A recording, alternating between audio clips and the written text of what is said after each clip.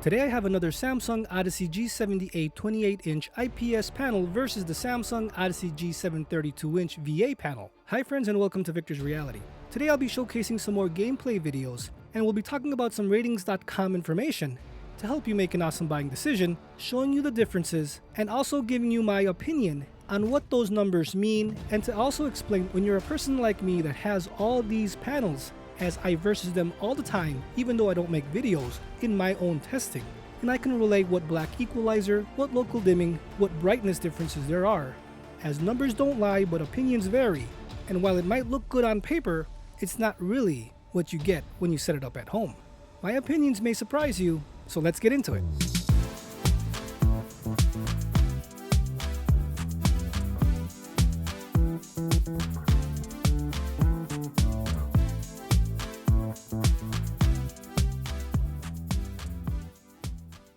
Alright guys, first off the bat, you can see right away, 28 inches versus 32 inches, there is a drastic difference. Especially on the left, we have the G70A at 28 IPS panel, a flat panel, versus the right's VA 1000R curved panel. There is a drastic difference, and I would say just regarding panel sizes and curvature, it's all about preference. There is no winner because you have to really make that decision on your own, what you really want. Do you prefer flat or do you prefer curved? Do you prefer IPS or do you prefer VA? I can give you my opinion, you can look at the numbers online, but it all comes down to what you're expecting and what you need for your room. Is it a work and play monitor?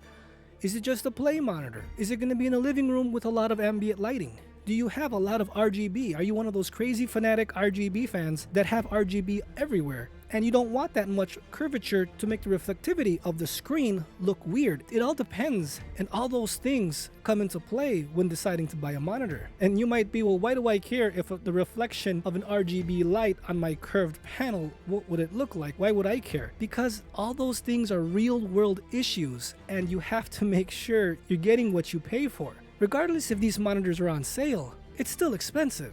And you don't want to waste your money and get something and you might not have known or thought of something like this. I try to think outside the box to help you make an awesome buying decision, so please listen to my opinion when I show you numbers so you can see what they actually mean with the corresponding technology or option in the monitors that we're talking about. So right away, let's get into some Rtings.com numbers. Here we're going to start off with the native contrast. On the G70A, we have 1,155 to 1. On the G7, we have 3,912 to 1. And to throw an oddball into the mix, we have the LG 27GP950 at 1,194 to 1 contrast ratio. Now at first glance, you're like, hey, the G70A and the LG are the same. That's cool.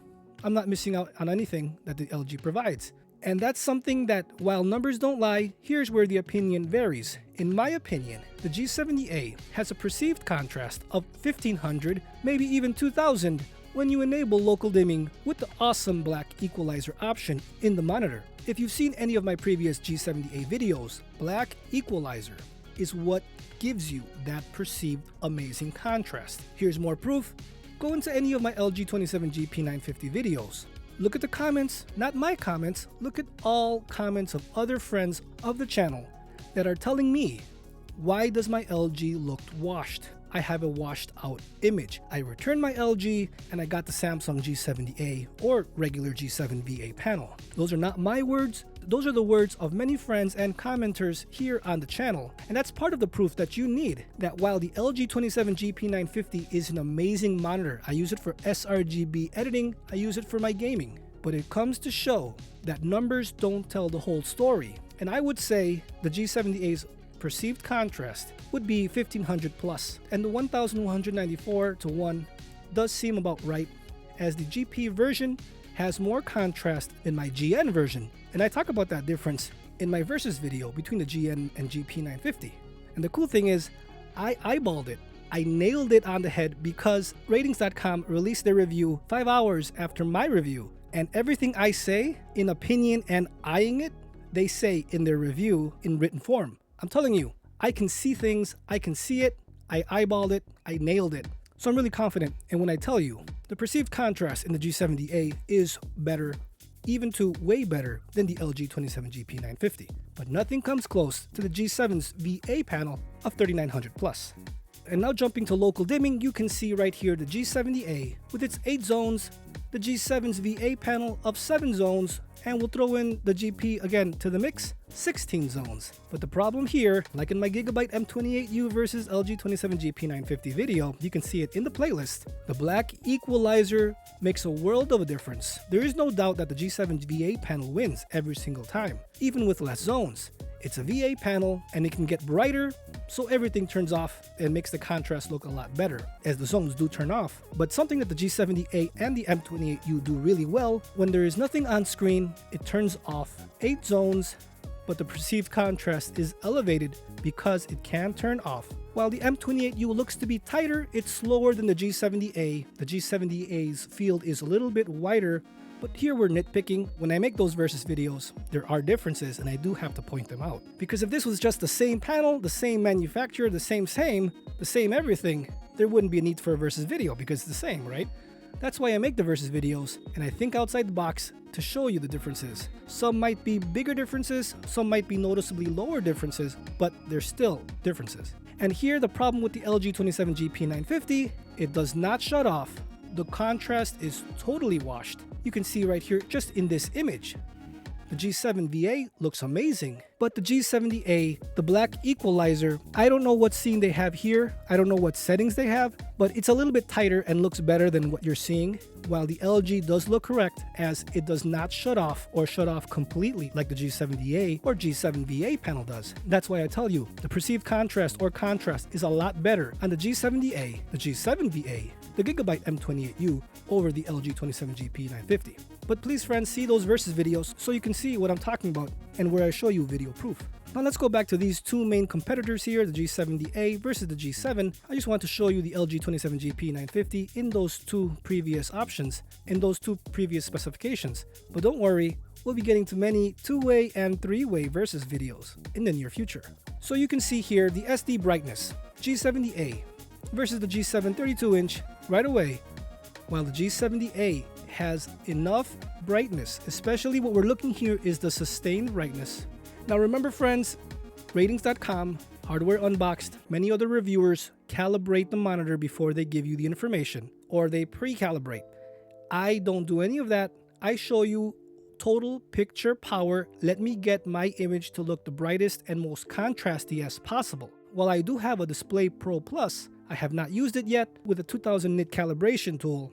I have not used it. I will very soon, and I will calibrate every single monitor that I have and show you a how-to. So if you get that, you can follow my settings to help you calibrate it. But each panel is different. My numbers won't be the same as yours. Same thing what we see on Rtings.com or Hardware Unboxed or any other reviewer. Now what we're going to see here with the G70A is look at the sustained 100% window of 350 nits. They used high brightness picture mode. They say the gamma is terrible. Again, you have seen in my previous videos, I do have mine on user gamma mode 2, saturation to 56 to 58, maybe sometimes 60, brightness at 100, contrast at 80, and I have nothing to complain.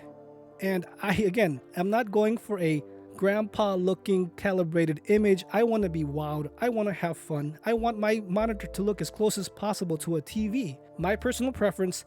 But the thing is, you want to make sure that your monitor can handle that extra oomph, if you want to say, because you can never go higher than what the max is. I'd rather show you the max and then you can tone it down to your liking. That's a better way to showcase something, because you can never go higher at max. You'll always have to go lower. And if you see something mediocre and that's the max, stay away from. I would stay away from that. Also here, HDR performance is mediocre on the G70A. I am more wowed by the SDR.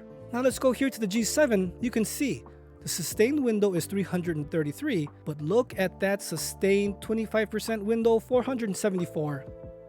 Those SDR highlights look amazing at 478, 544. I've seen it all the time, and it gives you that perceived brightness of, oh my goodness, this is huge, this is crazy bright. In my previous video, you saw with the Icebox Radio image of the van that I put, when I selected cinema contrast, oh my gosh, it was piercing, beautiful, surrounded forest, but the van's highlights just stood out piercing versus the G70A's version on cinema preset also. So even if the cinema preset on the G70A, for example, 25% would be a 401 or 400, the G7's 478 closer to 500 would look amazing, would look super bright, especially when you add the VA technology, the natural VA technology. The perceived contrast is a lot higher, because even though the brightness can get a certain point, you got to take into account IPS versus VA technologies. VA, the depth is there and it makes everything more 3D-ish. Again, friends, you can only understand what I'm talking about if you have these two side by side.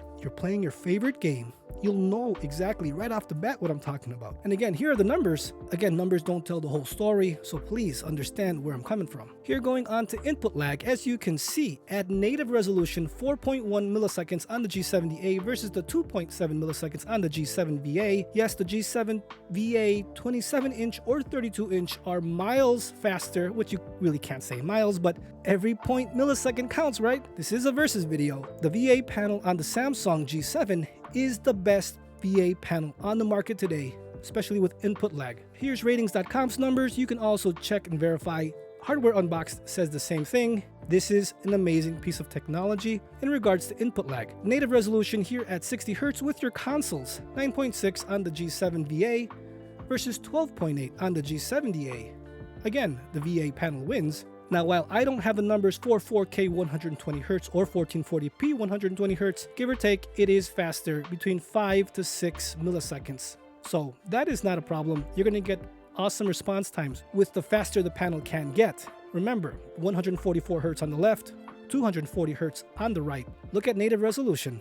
And also look at VRR, let's just say on the Xbox, 13.5 on the left versus 12.7 on the right. As you can see, the VA panel wins every single time.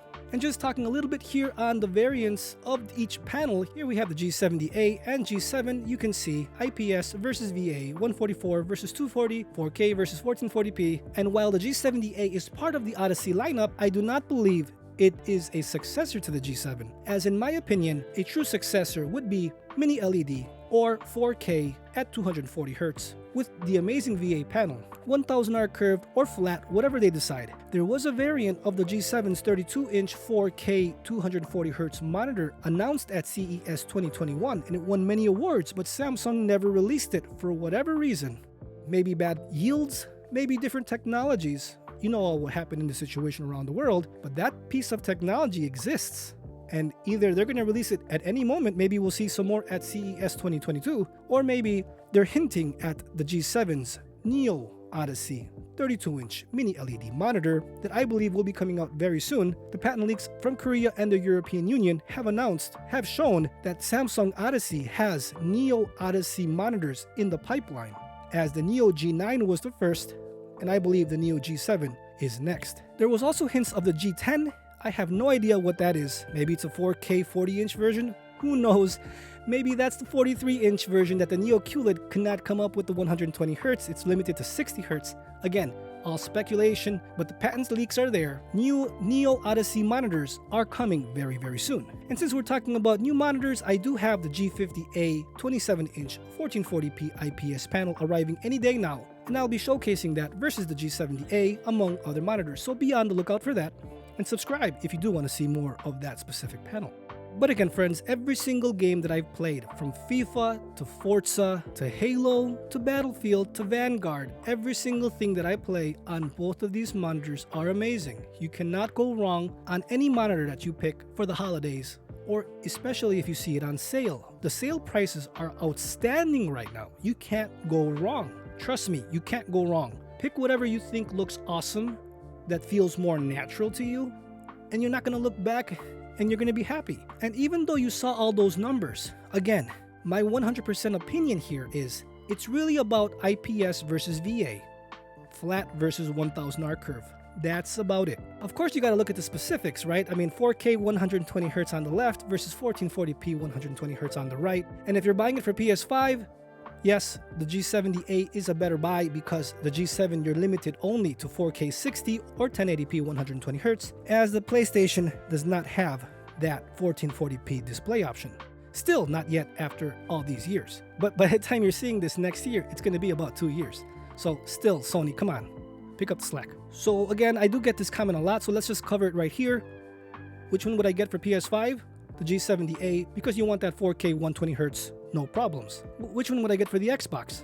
Again, the G70A, because the 4K 120Hz. But yes, the Xbox is better suited for the G7 VA, as 1440p 120Hz works excellent. The RR works, HDR works, and you get a bigger impression, bigger bang for your buck, more immersion. I would say the G7, if you don't care about the 4K 120Hz, because you know not many games utilize that display option.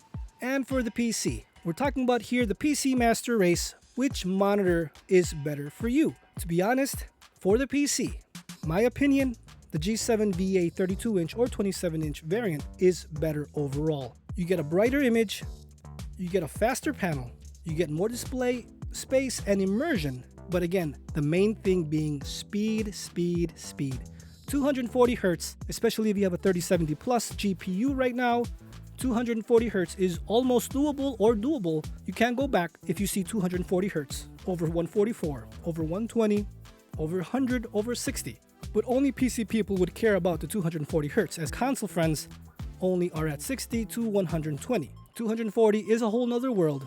It brings a whole nother set of benefits that you need to experience for yourself, as no channel on YouTube can accurately describe and show you what 240 Hz looks like. Yes, we can slow it down and try to show you, but you need to see it in person. You will not look back at anything under 240. As you know, technology is growing, and in the coming years, we will be getting 4K 240 Hz panels. That's gonna be awesome. Can't wait for that. So friends, I hope this video helped you and answered some questions on consoles, on PC. These are both amazing panels. Please see the description below for my information on PlayStation 5, Xbox, and PC data and display options, so you can see. Maybe I didn't cover everything, and you'll be able to find it in the description below. So friends, I hope you found this video helpful. If you did find it helpful, please leave a like, share, comment, and subscribe. Don't forget to turn on that notification bell so you never miss out on the future Samsung ODYSSEY G70A or Samsung ODYSSEY G7 VA 32-inch monitor. I'll see you guys next time.